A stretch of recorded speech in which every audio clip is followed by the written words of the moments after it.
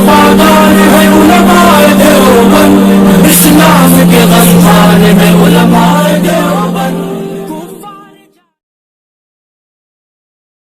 हुजूर सल्लल्लाहु अलैहि वसल्लम के ज़माने में, हुजूर सल्लल्लाहु अलैहि वसल्लम के होते हुए एक शख्स था सालबा नामी, सालबा इब्न हातिब अंसारी।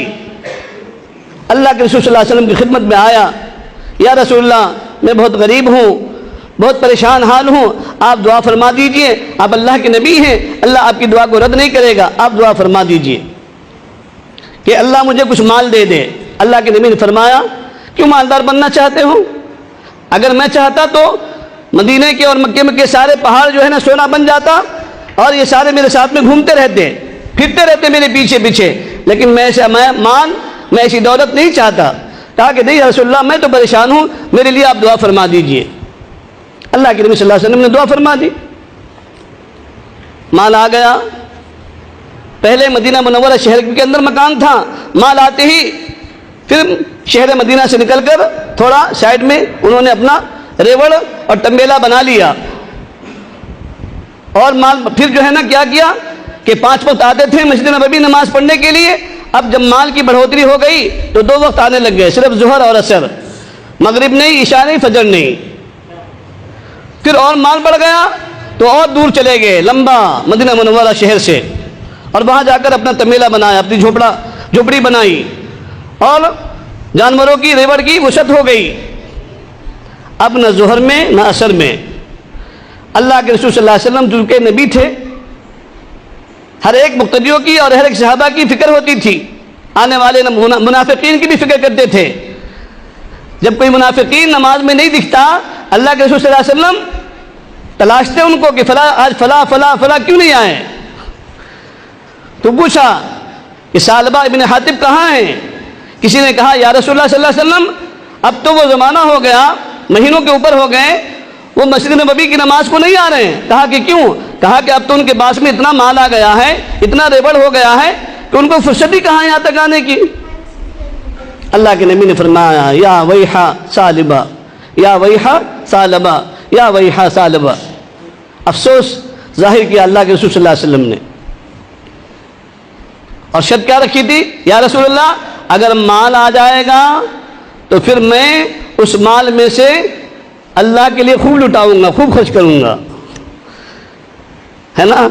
जब सेहत होती है तो इंसान अल्लाह को याद नहीं करता, जब माल होता है तो अल्लाह को याद नहीं करता, और जब माल में घटोती शुरू हो जाती है तो फिर कहता है अल्लाह, माल आया तो मैंने किया, मेरी अकल से हुआ। कारून ने भी यही कहा था ना।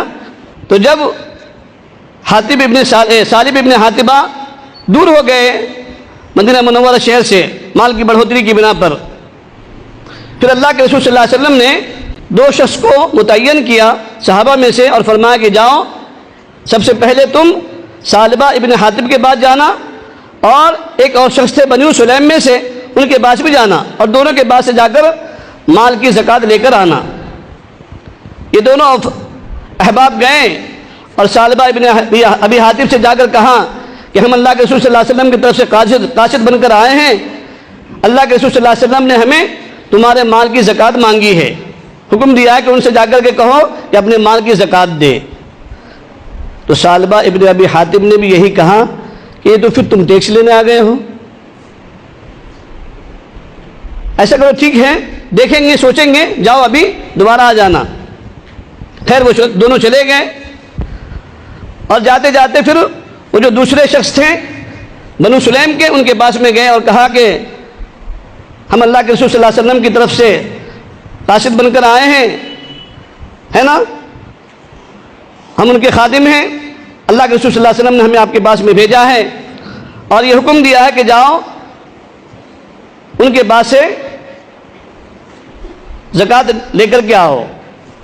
उन्होंने फौरन कहा कि जो चाहिए, जो रेवड़ था उनके पास में, भेड़ बकरी दुम्बे, उन्होंने कहा कि इसमें से जो चाहिए अच्छे से अच्छा माल इसमें से ले लो, कबूल कर लो। उन्होंने कहा कि नहीं, हमें अल्लाह के रसूल सल्लल्लाहु अलैहि वसल्लम ने अच्छे से अच्छा माल लेने के लिए नहीं कहा है, बल्कि जो इस माल में मीडियम है ना, जो औसत दर्जे का है वो हमें चाहिए। انہوں نے دے دیا کہ آپ ہی چھانٹ لو، اوسط لے لو، اعلیٰ سے اعلیٰ لے لو، وہ آپ کی مرضی، میری طرف سے کوئی منع نہیں ہے۔ وہ لے لیے اور پھر جاتے جاتے دوبارہ پھر ثعلبہ ابن ابی حاتب کے پاس میں وہ دونوں خدام جو ہے نا گئے اللہ کے رسول صلی اللہ علیہ وسلم کی طرف سے، اور پھر فرمایا کہ ہم دوبارہ آپ کی خدمت میں آئے ہیں، اب کیا کہتے ہو؟ تو ثعلبہ ابن ابی حاتب نے زکوٰۃ دینے سے انکار کر دیا۔ یہ دونوں پھر آ گئے اللہ کے رسول صلی اللہ علیہ وسلم کی خدمت میں، کہا کیا ہوا؟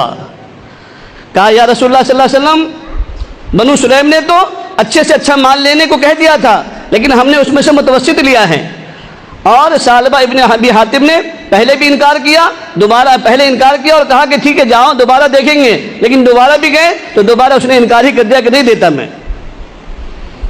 اللہ کے رسول صلی اللہ علیہ وسلم نے فرمایا اب اس کا مال اللہ تعالیٰ نے مجھے لینے سے منع کر دیا ہے۔ اس کا کوئی رشتہ دار اس مجلس میں تھا، اللہ کے رسول صلی اللہ علیہ وسلم کی مجلس میں بیٹھا ہوا، وہ فوراً گیا اور اس نے جا کر کہا ثعلبہ تو نے کتنی بڑی گستاخی کی ہے، کتنا بڑا جرم کیا تو نے؟ کہا کہ کیا ہوگا؟ کہا کہ اللہ کے رسول صلی اللہ علیہ وسلم نے اپنی بھری مجلس میں تیرے کے مال لینے سے انکار کر دیا ہے، تیرا مال لینے سے انکار کر دیا ہے۔ اب اس کو فکر لاحق ہوئی، تشویش ہوئی، وہ فوراً دوڑتا ہوا بھاگا ہوا آیا، یا رسول اللہ صلی اللہ علیہ وسلم یہ مال، یہ ہدیہ، یہ تحفہ قبول کر لیجئے۔ آقا مدنی صلی اللہ علیہ وسلم نے فرمایا یا ویحک ثعلبہ، اے ثعلبہ ابن ابی حاتب، تیرا مال لینے سے میں نہیں بلکہ اللہ نے انکار کر دیا ہے، میں کیسے لے سکتا ہوں جس مال کو اللہ نے منع کر دیا لینے سے؟ محمد عربی کون ہوتا ہے اس مال کو لینے والا؟ اب تیرا مال قبول نہیں کیا جائے گا۔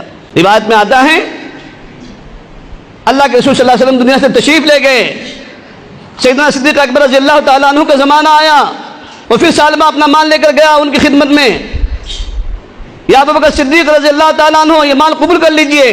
وہ صدیق تھے، کہا ثعلبہ جس مال کو میرے آقا نے قبول نہ کیا ہو، ابو بکر کی کیا مجال ہے کہ اس مال کو قبول کر لے؟ نہیں ہوتا قبول، لے جاؤ۔ عمر فاروق رضی اللہ تعالیٰ عنہ کا دور خلافت آیا، پھر ثعلبہ گیا لے کر، اور وہ تو امیر المومنین عمر تھے، عمر کو تو دیکھ کر شیطان بھی راستہ کاٹ دیتا تھا۔ وہ جیسے ہی آیا وہ تو عمر سے ننگی تلوار، کہا ثعلبہ میرا ایمان لوٹنے کے لیے آیا ہے؟ ارے جس مال کو اللہ نے قبول نہ کیا ہو، میرے نبی نے قبول نہ کیا، صدیق اکبر نے قبول نہ کیا ہو، عمر کی کیا مجال ہے کہ اس مال کو قبول کر لے؟ لے جا واپس۔ سیدنا عثمان غنی رضی اللہ تعالیٰ عنہ کے دور خلافت میں پھر وہ مال لے کر آیا، سیدنا عثمان غنی رضی اللہ عنہ نے بھی اس مال کو لینے سے انکار کر دیا، یہاں تک کہ ثعلبہ کی وفات ہو گئی، دنیا سے بے ایمانی کی حالت میں دنیا سے گیا۔